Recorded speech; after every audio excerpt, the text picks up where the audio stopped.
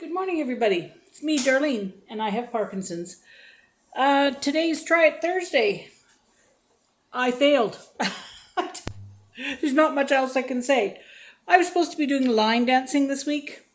I did line dance, not good, but I did line dancing for fun in my past time. I can't do it now. The business of doing the vine and you cross your legs over and give a hop. Came close to knocking myself out a few times, and so I sort of had to say, okay, that one I can't do, just for safety reasons. I can do all kinds of good exercises in my chair. I can do all kinds of good exercises standing up. I just can't line dance. So what I could do is I could find a radio station or a country station or something that puts good music on, and I could just bebobble away here. Or as I do now, I break out into song at the most inopportune times. Like, in my husband's Fight 'em Up shows, I find Oklahoma, things like that. But anyway, we somehow get through it. But I do have a story. I know that my Try It Thursday is very short, but my story isn't, well, you might find it humorous. I'm just going to say it's not a very funny story. But I'm sure other people are going to find it very humorous. At 4 o'clock in the morning, I didn't find it very humorous last night. But anyway, first thing that happened is I was very tired. Went to bed early. I slept hard. Like I went to sleep really good. I only slept for 3 hours, but I had a really good sleep. But when I woke up, I realized that I must have rolled over or done something and pulled a muscle in my side or something, because I've got this wonderful little shooting pain that goes up my side. So that was the first thing. And then I decided, okay, well, and my back had been sore, so my husband had put Robaxacet on. So I thought, well, I'm just going to get up and, no, it wasn't Robaxacet, what was it? Voltaren. I keep saying Robaxacet, that's a tablet, that's not, I see it said it wrong. But anyway, he put cream onto it. And then I came out to the living room and I thought, I know, I'll do some bookwork and whatnot. So I started doing some bookwork.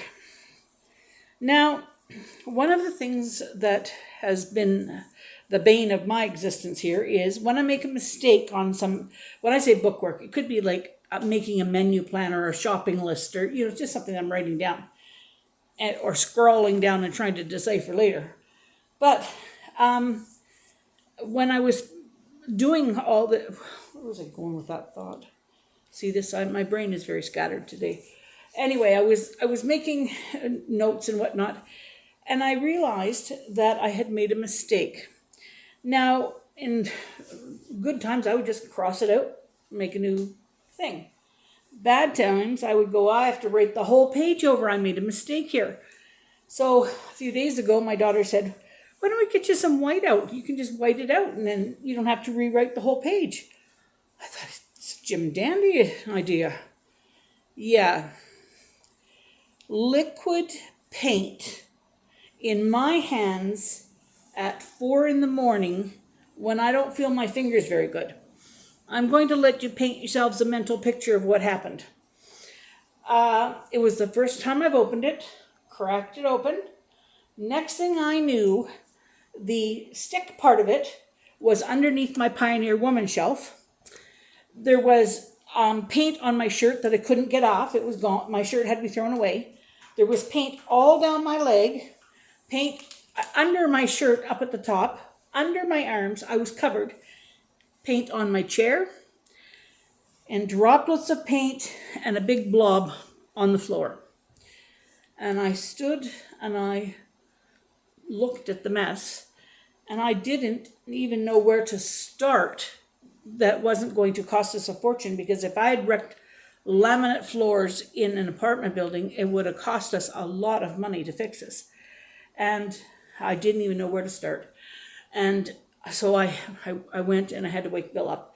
So at 4 in the morning, I wake him up and I say, I need your help in the living room. I said, we have a disaster. And he says, what kind of a disaster do we have? And I said, I spilled whiteout. And I don't know if he didn't quite understand that why I was using whiteout at that time of the morning or why it was a disaster, because whiteout should be just painted on the paper. But then he came out and saw it, and he said, "Ooh, we got a bit of a mess." Anyway, he went straight to work. He managed to do it as best as he could. It's really doing good. It has a little bit of mark that has to still come out, but it will come out. And my chair has one drop that we didn't get out, but we were going to have the chairs cleaned, so we'll get that cleaned.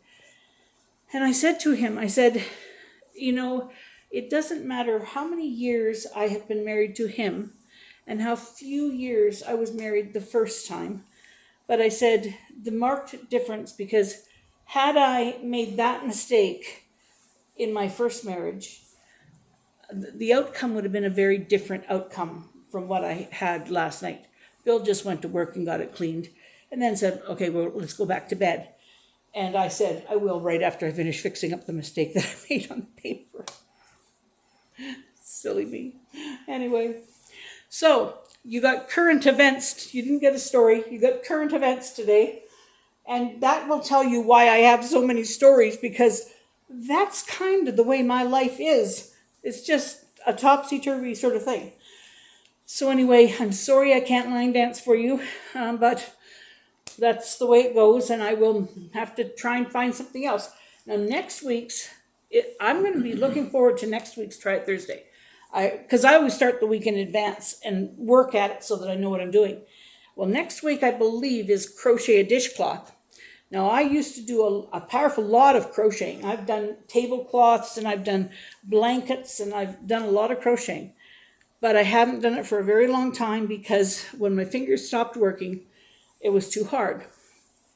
So I am looking forward to seeing if I can get just a little square dishcloth.